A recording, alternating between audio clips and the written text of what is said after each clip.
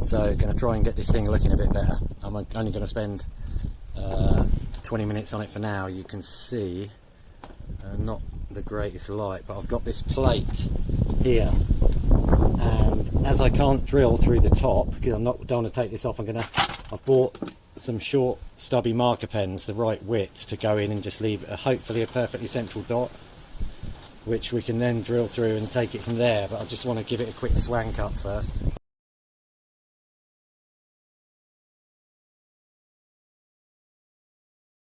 I know it's clamped down at the minute, but it's worth noting how beautifully smooth it is at moving around.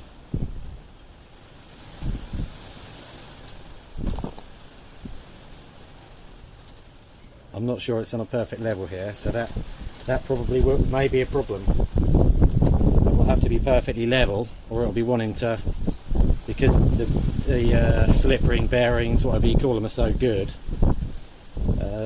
so tight, and it moves so easily, that if it's slightly on the PISS, it'll just do that. I'm just going to go grab the tail and stick it on for first time. Now, this is quite interesting. The guy said to me that the turbine used to spend a lot of time out of the wind, and that he had actually resorted to putting a stake in the ground with a long cable on to keep it pointed in the right direction. I'm not worrying about this rust for now. Right, it goes that way. Just going to give these holes a spray.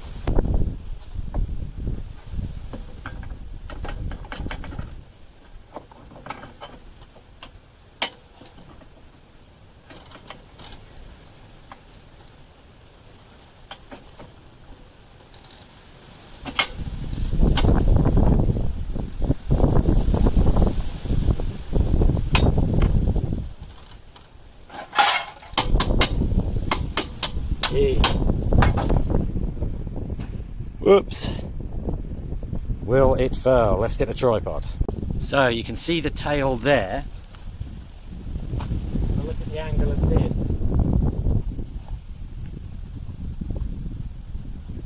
See, it comes up, but it hardly comes up at all. I would expect the angle to be a lot higher than that.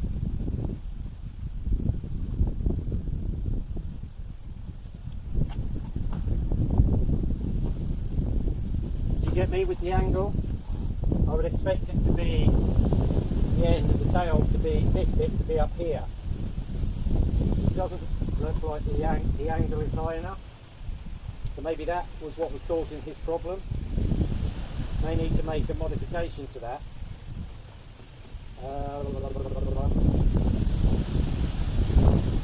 Maybe I could cut the tail here and then cut a little angle out and then weld it back on with the tail up another 6 inches.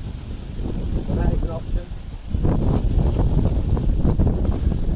It is pretty windy today. That tail isn't very big. Let me just get the tape measure. So I just got the tape measure, he says.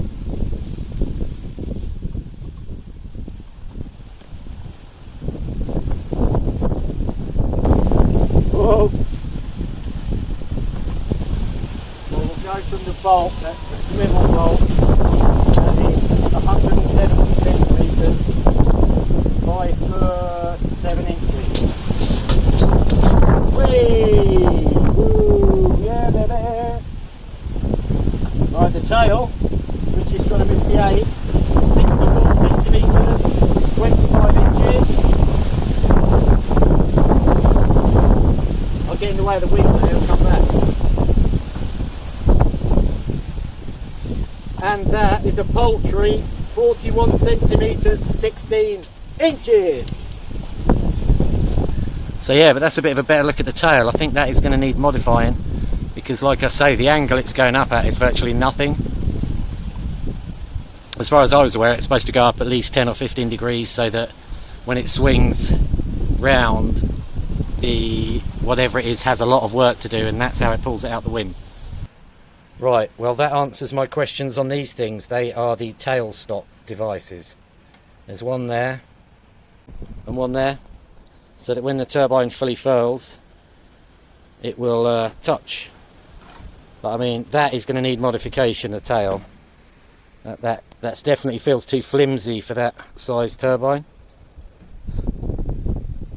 And doesn't furl at the appropriate angle, I do believe. Anyway, in a bizzle, I'm going to finish cleaning this up and mark out the holes. Of course, I made a mistake when I said that changing the angle here, I don't think that'll make any difference. It has to be something fundamental to do with either filling that in and putting a new hole further over so it sticks up at more of an angle, or changing the angle of this pin. I'm not quite sure at the minute. We'll aim to put it up and see what happens, but it's not going to take a lot. If it does furl, like I say, there's hardly any. We'll see. We'll see. Maybe I don't know what I'm doing on that and everything will be fine, but we shall see. I've done a bit of sanding on it, but I'm just not sure if I can get it back to its original colour. This is a plate I'm making, and it sticks over the side a tiny bit because this is a little bit off centre. This is an existing piece that I had that I didn't want to drill, so but the holes are central to each other. It's just it ekes over the edge a bit. But now I've got to do the other holes for the other 4. So this is where we're up to with this, actually quite far advanced, and that hole isn't perfectly in the centre, but that doesn't matter. This was a random plate from the garden with this hole already drilled in it. So basically what I need to do is, well, firstly I've got this set up so that I can weld each one of these nuts on the outside. On the inside I've just got the nut tightened up a tiny little bit so that the nut on the inside will drop off easily. So I haven't got the bolt going all the way through or anything like that. It's literally just caught it, one thread, and then tightened up. So yeah, that's the next step, as I was saying before I interrupted myself. Then this needs to be welded on there, and obviously these bolts will be cut nice and short. And what this will do, will it enable me to get it perfectly centered, I think, on the top bit of the tower. And with regards to the wire strain, I've had a couple of ideas off that, so I think that should be sorted. And it's just down to the nitty-gritty of welding this all up. And then I want to weld some kind of supports in here, each of these bits in between the bolts, just to make sure that that bad boy ain't coming off, because that is a monster.